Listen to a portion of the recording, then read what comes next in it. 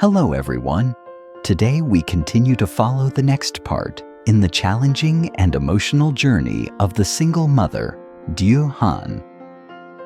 After a night on the run, Dieuhan finally escaped from Pus, the leader of the kidnapping group. Under the cold night sky, he made his way back to Han's small house. That night, Tan stayed over, but his heart was far from at peace. Early the next morning, soft sunlight streamed through the window. Tan woke up, but saw no one in the house. No Han, no Tom. His heart clenched. Panic surged through him. He rushed to the door, just as Han walked in with Tom in her arms, her face still showing signs of exhaustion. She froze when she saw Tan. "Where were you all night?" "I was so worried about you," she said. Tan looked at Han, guilt in his eyes. "I'm sorry, I need to tell you something. I want to take you and Tom back to Jack Lak. It's too dangerous here.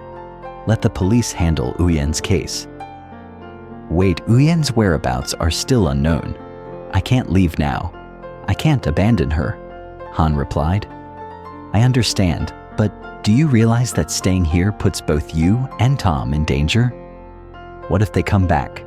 Han lowered her head, torn.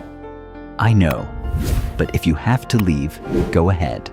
Once I find Uyen, I'll follow." Tan almost let out a sigh. He stepped closer, his voice softer. "Han, do you know why I came all the way up here? Because I care about you. If I hadn't arrived in time that day, do you know what could have happened? I barely made it out alive myself." "You mean you were attacked too?" she asked. "Yes. Yesterday, while investigating the kidnappers' hideout, I ran into one of them. He threatened me with a hammer. I barely escaped. This is more serious than you think. The police have to handle this. Please listen to me." Han fell silent. Inside her, a storm raged. She understood that Tan cared about her. She knew he was right. But how could she turn her back on Uyen, the friend who once sheltered her in her darkest days? They stood in the small room, neither saying a word. Tan's eyes were full of disappointment. He looked at Han for a long moment, then turned and walked away. While Han was still struggling with the decision of whether to stay or return to Jack Lak with her son, elsewhere in the city, Thee couldn't sit still either. He sat quietly in a roadside cafe. The news of Uyen's disappearance pierced his heart like a needle with every passing moment. Clutching his phone tightly, he kept checking it every few minutes, but there were no calls from the police. At that moment, a familiar face came to mind: Mr. Chien, Uyen's stepfather. A man with a complicated and mysterious past that Uyen had never liked to talk about. Unable to wait any longer, they jumped up. He had to do something. He had to find a clue. He had to meet Mr. Chien. Without another thought, he got on his motorbike and sped toward the narrow alley leading to the old house where Mr. Chien lived with his wife, Mrs. Chien. The rusty iron gate creaked as it opened. Mr. Chien, sitting in the yard, looked surprised to see the walk-in. A flash of panic crossed his eyes, but he quickly regained his composure, as if nothing had happened. "Ah, Thee, isn't it? It's been a while. Come in and have a cup of tea, son," he said. That didn't bother with pleasantries. He walked straight into the living room, sat down, and stared directly at Mr. Chien. "I don't have time to beat around the bush. I want to know, where are you hiding Uyen?" Mr. Chien froze. He scratched his head and gave a nervous laugh. "What are you talking about? Why would I hide her? I don't even know where Uyen is." The clenched his jaw, his voice rising. "Mr. Chien, stop pretending. I know you know Fook. You know exactly who he is. And now your stepdaughter is missing. Yet you sit here like nothing happened? Be honest, are you involved in this? Mr. Chin glanced toward the door, then lowered his voice. I do know, Fuge, but I swear, I had nothing to do with Uyen's disappearance. Just then, Mrs. Chin, hearing the loud argument from downstairs, rushed up in a panic. The moment she saw Thee, she recognized him immediately. What's going on? You're here for Uyen, right? Something's happened to her, hasn't it? The stood up, his voice softening. Ma'am, please don't worry too much. Uyen is currently missing. The police are investigating. I came here just to ask if Mr. Chin knows anything. Hearing that, Mrs. Chin was stunned like she had been struck by lightning. Her face turned pale and her whole body began to tremble. She turned sharply to Mr. Chin, her voice sharp and pained. Did you hear that? My daughter has been kidnapped. Is this what you wanted? How long were you planning to keep this secret? Go find my daughter right now. Thee could feel it clearly. Mr. Chin was hiding something, but he also knew that pushing him now wouldn't make him confess. He turned to Mrs. Chin and bowed slightly. Please calm down. Let the police handle this. I'm afraid there's not much more I can do here. Thee took a deep breath. Before leaving, he stood tall and looked Mr. Chin straight in the eye, his voice cold and firm. I hope everything you said is the truth, because if I find out you had anything to do with this, you and your accomplices will have plenty of time to regret it in prison. With that, he turned and walked away. After the tense confrontation at Mr. Chin's house, Thee had no intention of stopping. He knew clearly, if he wanted to find Uyen, he had to trace the places she had been, the marks she might have left behind. And the first place that came to mind was the market where Uyen used to sell goods every morning. His eyes scanned the crowd constantly, searching for a familiar figure, but everyone looked unfamiliar. Suddenly, Thee stopped in front of a middle-aged man resting beside an old motorbike. He looked like a long-time motorbike taxi driver in the area.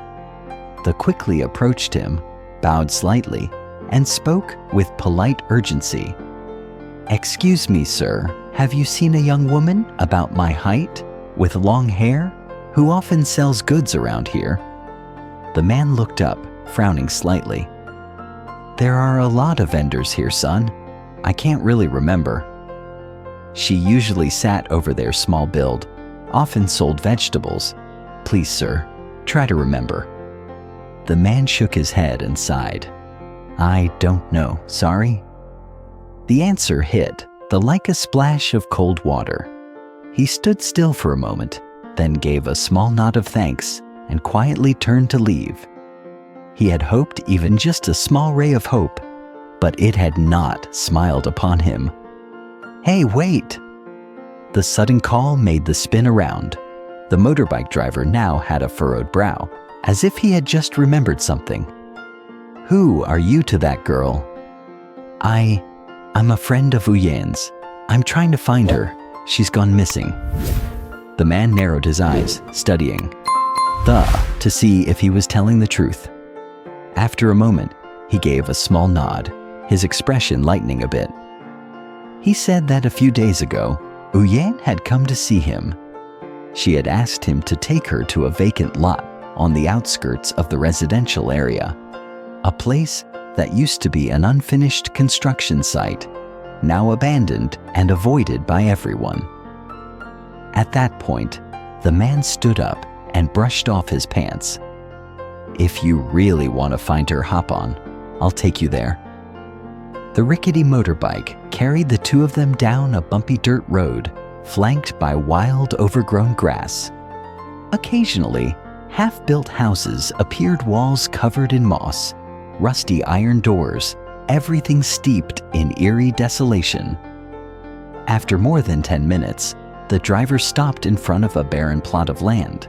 In the distance stood an abandoned house, its windows shattered and broken. There. That's the place. She ran in there that day. I waited for over an hour, but she never came out, and I haven't seen her since. The threw himself into the search like a man lost in a maze of memories. From one abandoned house to another, every crumbling wall, every rotting window frame, he left no stone unturned. But Dieuhan remained missing, without a trace. At last, there was only one house left unchecked. It stood alone at the far end of the vacant lot, its roof sagging, a wooden door hanging loosely, barely clinging to its hinges. The Tiep Kencham Nung Kien Quiet. He pushed the door open and stepped inside. Silence. No movement. No one in sight. His eyes scanned the room. The ground floor was empty, with only a few rotting planks and a broken-legged chair lying askew. He looked up at the staircase. There was a sound, something faint. They climbed to the second floor. When he reached the top, he froze. In the middle of the cold, empty room lay a purple raincoat, spread out on the floor. Beside it was a dry, sturdy stick, like something someone had once used for protection. His heart pounded in his chest. He knelt down to examine the items, and then his eyes locked onto something small, yet deeply familiar. A black hair clip with tiny daisy flower patterns. There was no doubt about it. Dieuhan had been in this house, perhaps just yesterday or even this very morning. They stood up abruptly, a spark of hope flickering in his eyes. But he knew time was running out. He immediately left the house, diving back into the search this time, not aimlessly, but guided by a faint thread of hope. He had just found his first clue, but the journey to find Dieuhan was only beginning. Meanwhile, in another part of the city, Tan and Han were caught in a quiet argument. Would she leave the city, taking her child back to her hometown to seek peace? Or would she stay, facing danger head-on for friendship, for compassion, and for the small child sleeping quietly in her arms? Ngay giữa căn phòng lạnh lẽo là một tấm áo mưa màu tím được lót dưới đất. Bên cạnh đó, một cây gậy khô chắc nịch, như thể ai đó đã từng dùng nó để phòng vệ. Tim anh đập thình thịch. Anh cúi người xuống kiểm tra, và rồi ánh mắt anh dừng lại ở một vật thể nhỏ bé nhưng quen thuộc. Chiếc kẹp tóc màu đen với họa tiết hoa cúc nhỏ xíu. Không còn nghi ngờ gì nữa, Uyên đã từng ở trong căn phòng này, có thể chỉ mới hôm qua hoặc thậm chí ngay cả sáng nay. Anh đứng phắt dậy, ánh mắt sáng lên như hy vọng. Nhưng anh biết thời gian không còn nhiều. Anh lập tức rời căn nhà, tiếp tục lao vào cuộc tìm kiếm. Giờ đây không còn vô định, mà mang theo một chút hy vọng mong manh. Anh đã chạm tay vào manh mối đầu tiên, nhưng hành trình tìm kiếm Uyên chỉ vừa mới bắt đầu. Cùng lúc đó, ở một góc khác của thành phố, Thành và Hân đang rơi vào một cuộc tranh cãi nho nhỏ.